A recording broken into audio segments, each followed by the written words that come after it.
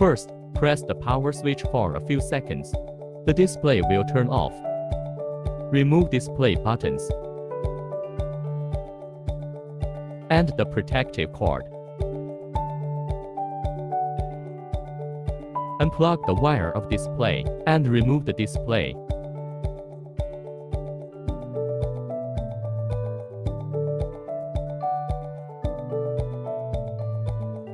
Then replace the new display.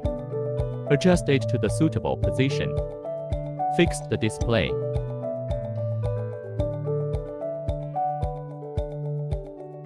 Connecting the wire of display. Installing the buttons of display.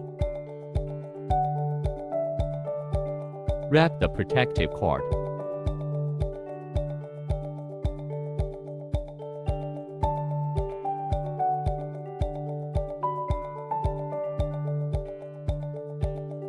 Then test the display.